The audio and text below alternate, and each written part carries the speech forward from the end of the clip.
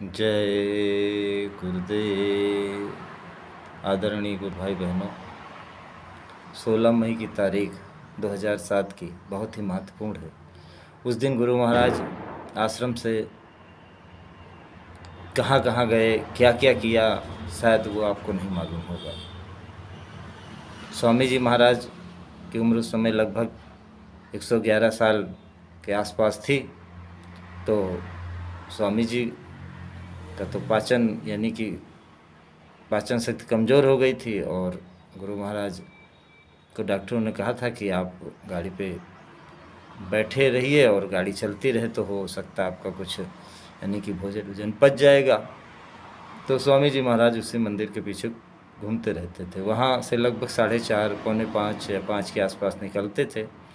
फिर सब प्रेमियों को दर्शन देते हुए वहीं कैंटीन के पीछे से जो गेट था, मतलब कैंटीन के सामने जो उधर वाला तो गेट नंबर 7 था, वहाँ से निकलने के बाद फिर धीरे धीरे दर्शन देते हुए यहाँ मंदिर के सामने, फिर संस्था कार्यालय के इस पार रोड के, फिर उसके बाद पेट्रोल पंप तक जाते थे, फिर लौट के आते थे, फिर कुटिया चले जाते थे। तो लगभग इसमें 6 लगभग बज जाते थे, 6 पौने 6 तक कुटिया के अंदर आ जाते थे।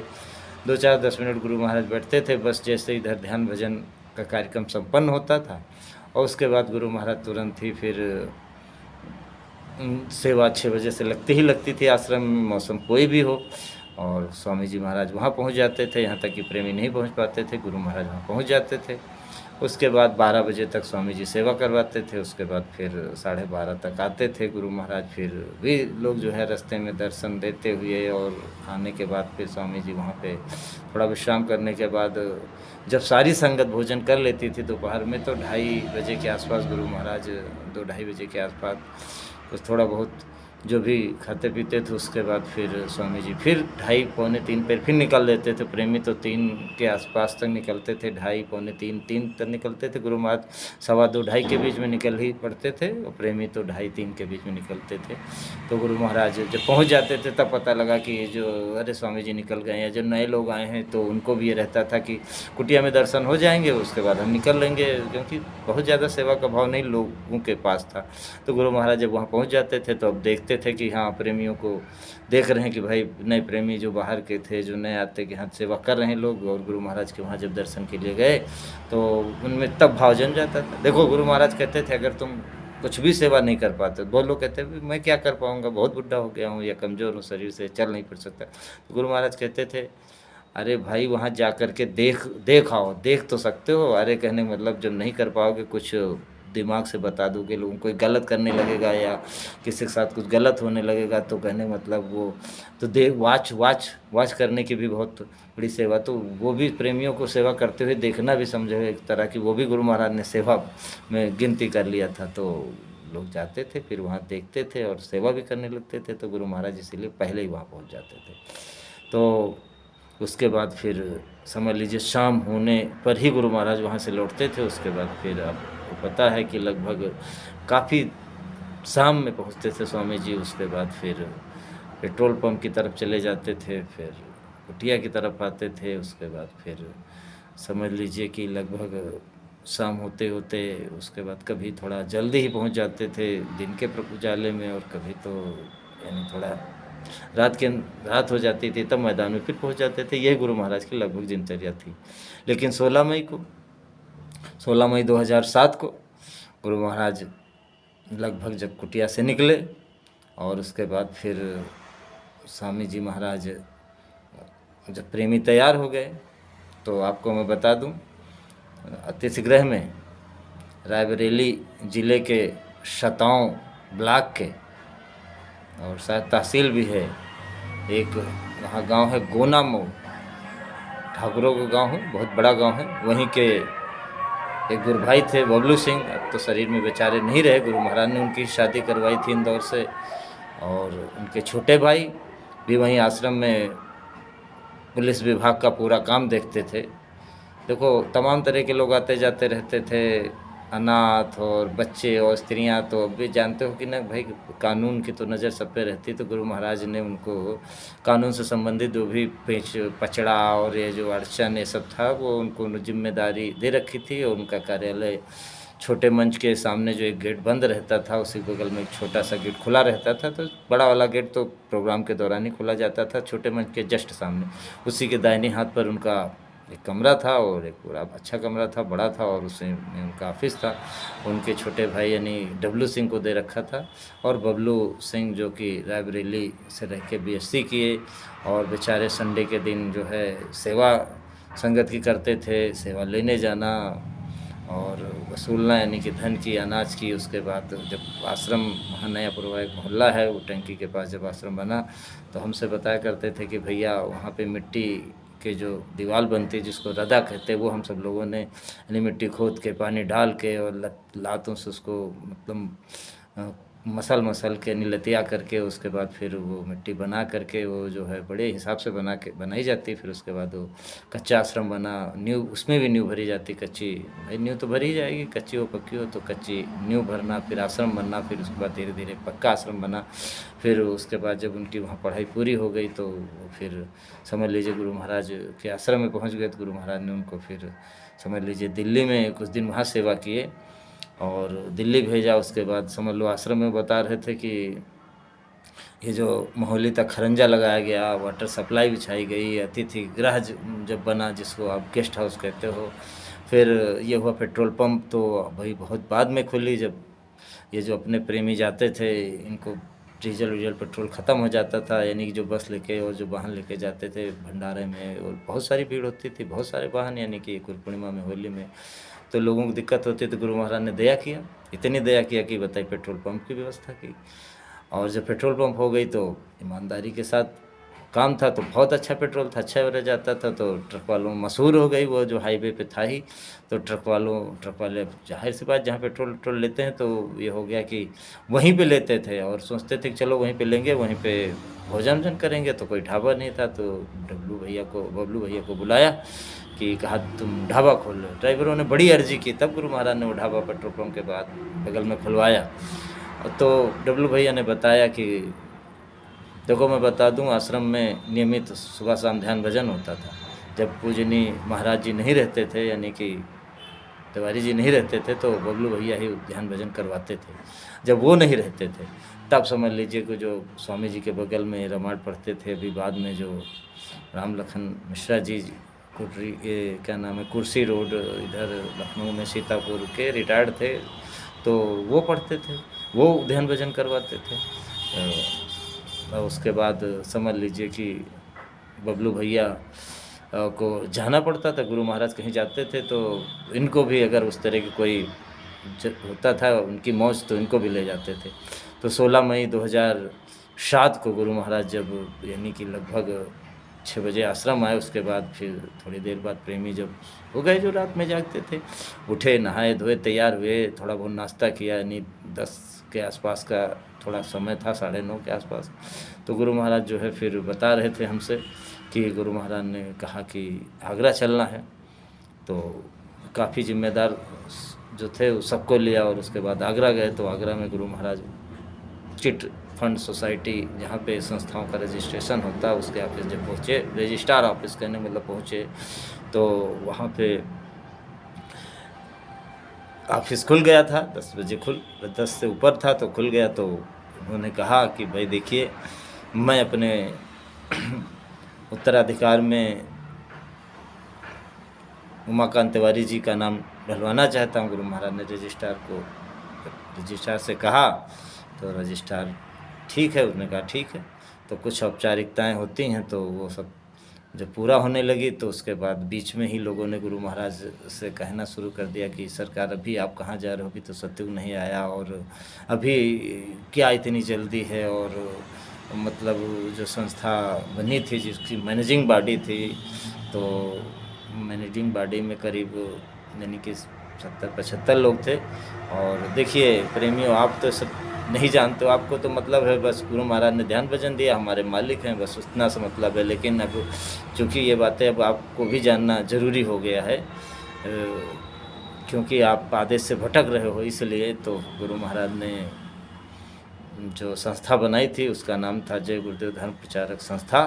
पहले वो जय गुरुदेव धर्म प्रचारक संघ हुआ करता था, फिर बाद में संस्था, पहले यूनियन थी, फिर बाद में ट्रस्ट बनी। और एक जय गुरुदेव धर्म प्रचारक संस्था के साथ ही साथ गुरु महाराज ने एक जय गुरुदेव धर्म प्रचारक ट्रस्ट बनाई थी।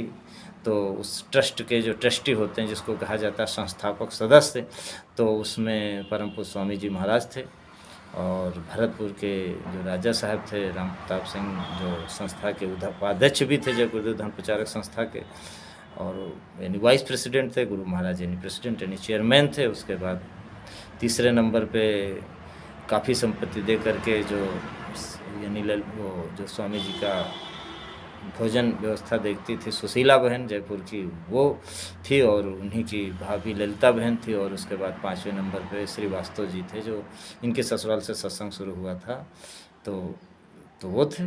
तो ये 5 लोग संस्थापक सदस्यों में थे और ट्रस्टीज उनको कहा जाता है। उसके बाद ये तो संस्थापक सदस्य हो गए, और संस्था की व्यवस्था के लिए जो एक मैनेजिंग बॉडी बनाई जाती थी, तो उसमें जैसे आपके ये दद्दू जिनको कहा जाता है रामकृष्ण यादव, वहाँ सलेमपुर के लखनऊ के, तो ये भी थे। इसी तरह और भी काफ़ी लोग थे। तो जो लोग आसपास रहते थे वो गुरु महाराज से कहने लगे, अरे गुरु महाराज अभी इनका क्या नाम डालना ये है।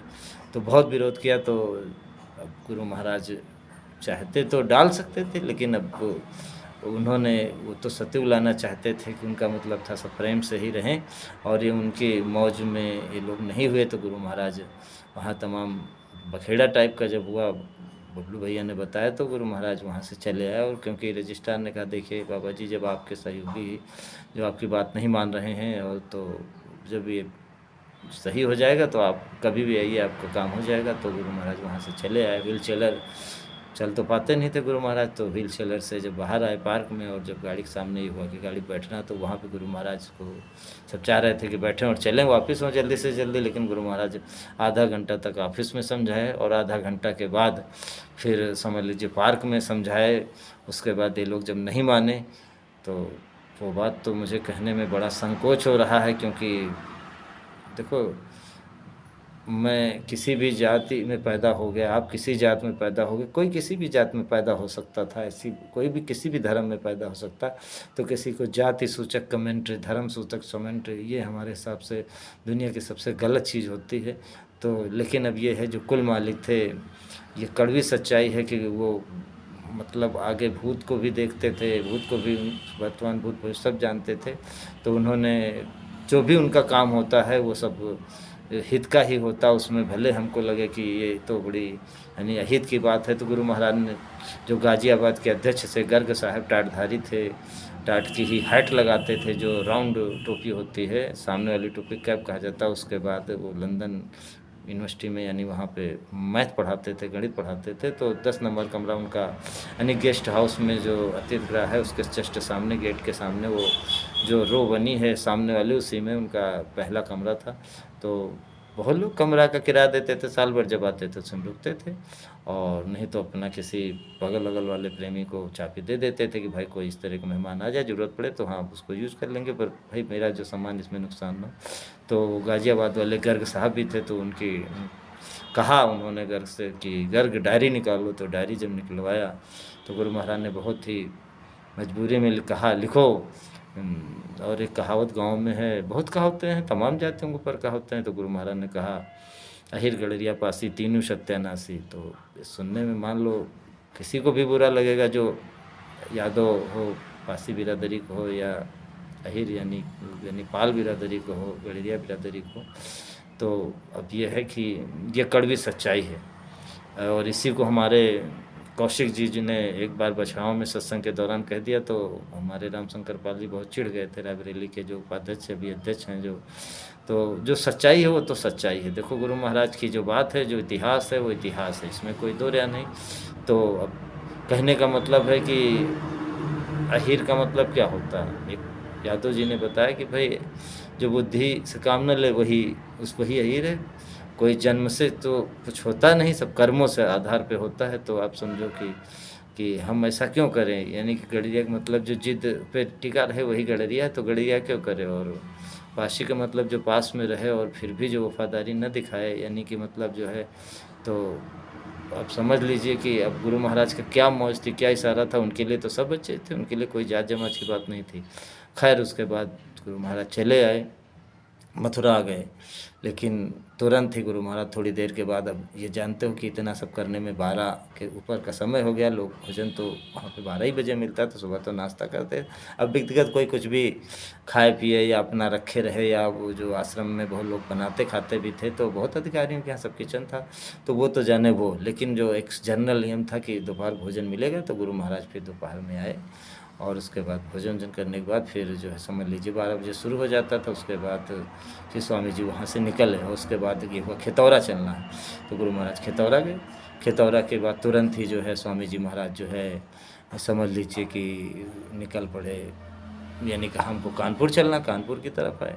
कानपुर से कहा स्वामी जी महाराज लखनऊ चलना है, और लखनऊ जब कानपुर से निकल रहे थे लखनऊ के लिए, तो जैसे ही वो सीरतगंज का मोड़ आया तो गुरु महाराज ने कहा कि गाड़ी इधर ले चलो, तो लोग फिर गाड़ी वसीरतगंज की तरफ गई, और उसके बाद वसीरतगंज में गए तो जो वहाँ पे प्रेमी था, तो उसने मुझे बताया कि जब ये अचानक गुरु महाराज के हुआ कि वसीरतगंज जा रहे हैं, भाई पहले तो ये था नहीं कि लखनऊ, हाँ लखनऊ जा रहे हैं तो लखनऊ जा रहे हैं, तो अपने लखनऊ के रास्ते जिसको पता लग गई फ़ोन उनसे, तो वो तो दर्शन के लिए वहाँ पर खड़ा हो गया। लेकिन ये हुआ कि जब इधर मुड़े तो तब ये हुआ कि अरे गुरु महाराज तो इधर वसीरतगंज यानी आश्रम आ रहे हैं। तो कहा मैंने भी लोगों से बताया कि दर्शन के लिए, और भी लोगों धीरे धीरे लोगों ने लोगों को बताया, इसी तरह एक से दूसरे दूसरे तीसरे करके जो है फिर काफ़ी लोग 25,000 लोग इकट्ठा हो गए। तो ये हुआ गुरु महाराज आए तो तुरंत ही मतलब ये हुआ नाश्ता पानी जो भी कुछ व्यवस्था। अब नाश्ता क्या करना, अब ये है नाश्ता तो करते थे साथ वाले, गुरु महाराज का तो एक बहाना था। तो अब ये हुआ वो सारी व्यवस्था, गुरु महाराज बैठे और कहते 15 मिनट से ज़्यादा नहीं होगा कि गुरु महाराज ने जो है कह दिया कि सत्संग होगा। अब बड़ी अजीब बात थी कि देखो गुरु महाराज सत्संग की जब घोषणा कर दिया, तो ये हुआ उसका कैसे इंतज़ाम किया जाए इतनी जल्दी तुरंत। और फिर खैर वो जो आश्रम का ही माइक था और जो कुछ था उसी का थोड़ा बहुत लगाया गया। और आप ज़्यादा अगर जानकारी चाहो तो मुझे जो है फ़ोन करके, मैं उन्नाव के जो लाला सिंह भाई हैं वो उनको उसके बारे में बहुत विस्तार से आपको बता सकते हैं कि फिर उसके बाद तुरंत में गुरु महाराज का मंच सजाया गया। मंच स्वामी जी महाराज यानी कि सत्संग सुनाए, नामदान दिए, और बहुत ही जल्दी, और उसमें तो जो अनोखी बातें कही, सिर्फ यही से तो विवाद हो गया, इसलिए इस सत्संग को उसमें वही संभाल वाली बात और नए लोगों को नामदान वाली बात महत्वपूर्ण तो हमेशा रही संगत में। जब भी संत आए, ये इससे महत्वपूर्ण तो कुछ होता ही नहीं। लेकिन और भी बहुत बहुत महत्वपूर्ण बातें गुरु महाराज ने कही। उसमें की एक बात मुझे बहुत भावुक कर देती है। गुरु महाराज के एकदम आखिरी में वचन है आखिरी के, तो कहा कि देखो वही जय गुरुदेव नाम परमात्मा का है। कोई अगर पूछे आपसे तो बता देना कि जय गुरुदेव नाम परमात्मा का है, और मैं तो समझ लो मैं प्रचारक हूँ, और तो प्रचारक ही होता है। तो वो जो जिस अंदाज में गुरु महाराज ने कहा, मैं तो पूरा आपको नहीं उस तरह बता सकता हूँ। तो वो समझ लीजिए कि ऐसा लग रहा था कि सन 52 से लेकर के अभी 2007 तक इतने दिन तक प्रचार किया, तो गुरु महाराज ने कभी नहीं कहा कोई पूछे तो बता देना। तो ऐसा उनके शब्दों से लग रहा था कि क्या वो यानी कि जो आदमी यहीं रह रहा हो और कोई ये कह दे कि मैं कोई पूछे तो बता देना फलाने हर रहते, यानी कि बता देना कि, तो आप समझ लीजिए कि ऐसा लग रहा है कि जैसे गुरु महाराज अब नहीं रहेंगे, यानी कि अब जाने का उनका कुछ ऐसा कह रहे थे कि कोई पूछे तो बता देना। अरे भाई वो तो हम लोग बताते ही थे, और अपने लिए कहा प्रचारक होता है। तो उन शब्दों को आप उस सत्संग को ज़रूर सुनिए, उसको सुनिए तो आपको पता लगेगा कि क्या आदेश दे गए हैं गुरु महाराज। जो है बहुत सारे आदेश दे गए हैं, सिर्फ यही नहीं कि आपको जिनको कहा ये संभाल करेंगे उनकी बात मानना। भाई संभाल के लिए महात्मा जिसको कहते हैं उसकी तो बात आपको माननी ही पड़ेगी, क्योंकि बात संभाल आदमी तभी करता है। पिता एक भी बात पुत्र की न माने, तो यानी कहने मतलब पिता की एक भी बात पुत्र न माने तो कैसे पिता संभाल कर सकता। तो कहने का मतलब है कि अब ये कोई एक ऐसा भी आदमी मिला, कहा कि भाई अभी उनको कहा है तो वो संभाल करें, हमारी बुद्धि को सही करें। अब आप समझिए कि गुरु महाराज ने कहा कि मैं आपकी संभाल करूंगा, आप उनकी बात न मानो तो संभाल करेंगे, आपकी कैसे संभाल करेंगे।